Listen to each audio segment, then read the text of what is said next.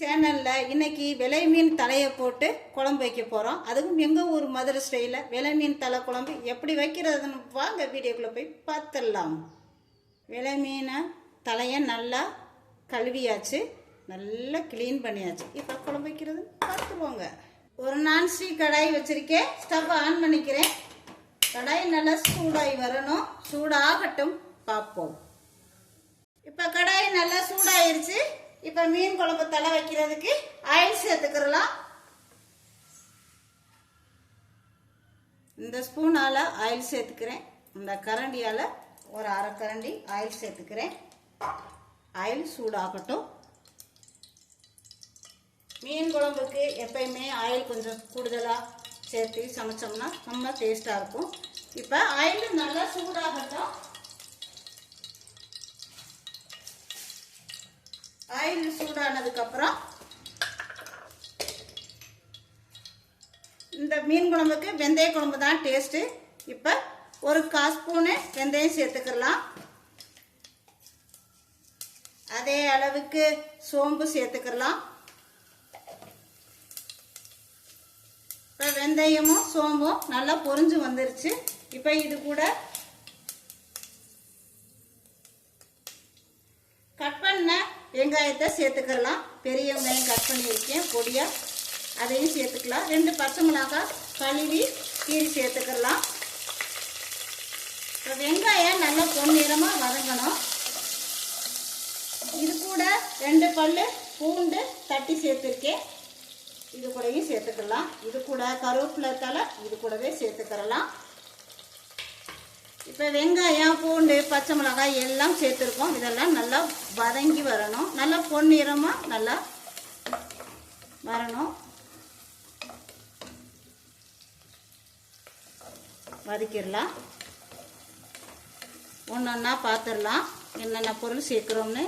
எங்கள் ஊர் மதுரை ஸ்டைலில் விலை மீன் தலையை போட்டு குழம்பு தான் இன்னைக்கு பார்க்க போகிறோம். நம்ம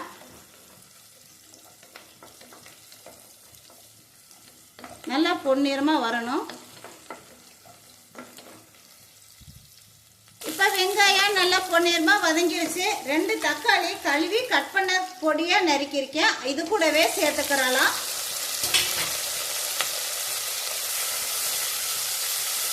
இப்போ இந்த எண்ணெயிலே நம்ம வதக்கிக்கலாம். ஏற்கனவே பச்சை மிளகாலாம் சேர்த்துருக்கோம். பச்சை மிளகா வெங்காயம் சேர்த்துருக்கோம். இது கூடவே தக்காளியை நறுக்கி 2 தக்காளியையும் சேர்த்துக்கலாம். இப்போ தக்காளி வதங்கணும். அதுக்குள்ள உப்புத்தூள் சேர்த்துக்கலாம். கொஞ்சமாக உப்புத்தூள் பார்த்து போட்டுக்கோங்க. தேவைப்பட்டால் அப்புறமா சேர்த்துக்கலாம்.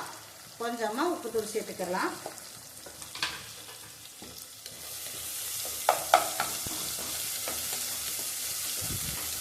நல்லா வதக்கி விட்டுடலாம். ஒருவேளை உங்களுக்கு தக்காளி இந்த மாதிரி மசிஞ்சு வெந்து வரலைன்னா நீங்கள் மிக்சியில் அடித்து கூட சேர்த்துக்கிறலாம்.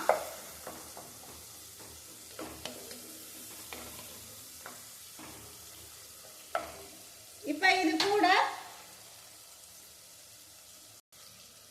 கொஞ்சமாக மஞ்சத்தூள் சேர்த்துக்கலாம். குழம்பு தூள்லேயே நம்ம மஞ்சத்தூள் அரைச்சிருப்போம். அதனால கொஞ்சமாக சேர்த்துக்கிட்டா போதும். கொஞ்சமாக மஞ்சத்தூள் சேர்த்துக்கிறேன். இப்போ வீட்டில் அரைச்ச குழம்பு தூள் சேர்த்துக்கிறேன். ஒரு 3 ஸ்பூனு. இந்த ஸ்பூனால் 3 ஸ்பூனு வீட்டில் அரைச்ச குழம்பு தூள் சேர்த்துக்கிறேன். ரொம்ப டேஸ்டாக இருக்குங்க.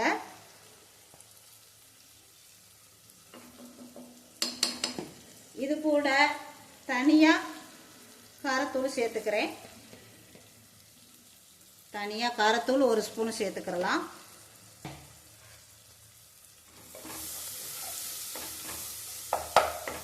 அந்த ராசுமல் போகணும். போகிற வரைக்கும் நம்ம வதக்கி விட்டுறலாம்.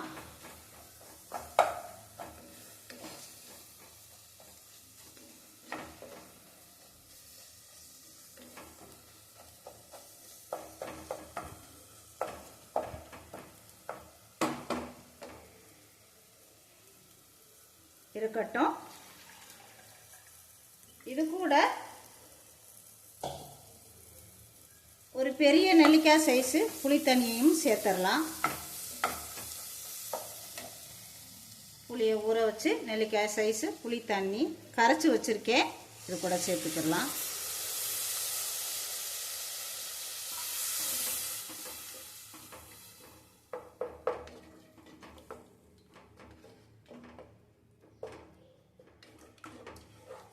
இப்போ புளி தண்ணியும் சேர்த்தியாச்சு. ஒரு கொதிக்கட்டும். தேவையான தண்ணியும் சேர்த்துக்கலாம். ஒரு மூடி போட்டு மூடி வச்சிருவோம். இப்போ மூடி ஓப்பன் பண்ணி பார்த்துடலாம். நல்லா கொதி பிடிச்சி வந்துருச்சு பாருங்க. தக்காளியும் நல்லா வெந்துருச்சு. இந்த அளவுக்கு இருக்கணும்.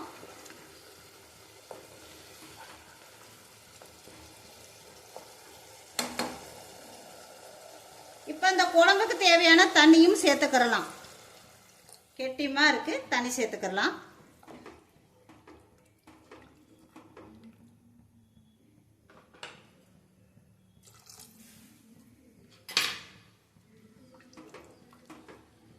நம்ம தாளிப்புக்கு வெந்தயம், சோம்பு பொரிஞ்சதுக்கப்புறம் வெங்காயம், பூண்டு, கருவேப்பிலை எல்லாம் சேர்த்தியாச்சு. 2 தக்காளி, குழம்புத்தூள், மிளகாய்த்தூள், மஞ்சத்தூள் எல்லாம் சேர்த்துருக்கோம்.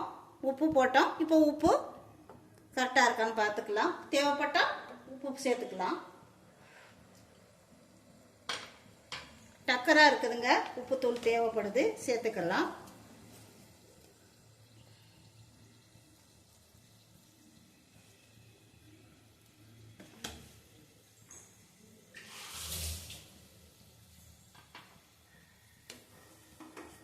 தண்ணி சேர்த்துருக்கோம். கொதி வந்ததுக்கப்புறம் மீன் தலைகளை சேர்த்துக்கறலாம்.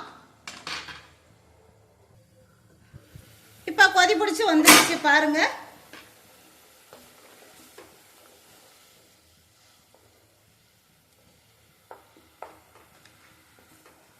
இப்போ மீன் தலைகளை சேர்த்துக்கறலாம். 1/2 கிலோ மீன் தலை இருக்கும், சேர்த்துக்கறலாம்.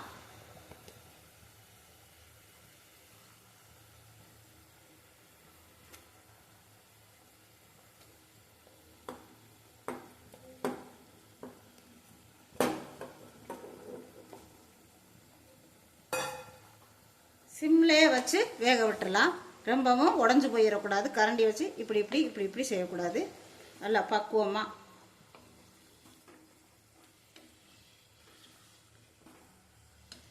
இருக்கட்டும். ஒரு 5 நிமிஷம் மூடி போட்டு வச்சுட்டா நல்லா வெந்துடும். 5 நிமிஷம் ஆகட்டும். இப்போ இது கூடவே 1/2 ஸ்பூன் பெப்பர் தூள் சேர்த்துக்கிறேன்.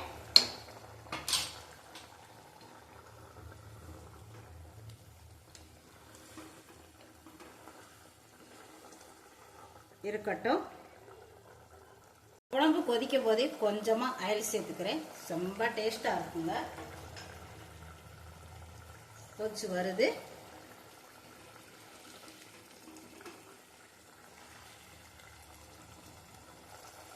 சுவையான மீன் தலை குழம்பு ரெடி ஆயிடுச்சு. வெந்துருச்சான்னு பார்ப்போமா? நல்லா வெந்துருச்சுங்க. தலையும் வால் பகுதி தலைப்பகுதி நல்லா வெந்துருச்சு.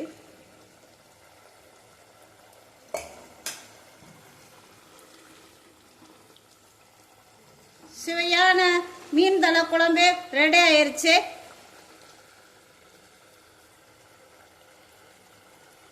ஸ்டவ் ஆஃப் பண்ணிக்கிறேன்.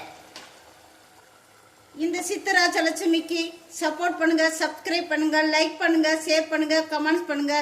நான் கடந்து வந்த பாதை ப்ளீஸ் சித்தராஜலட்சுமிக்கு சப்போர்ட்.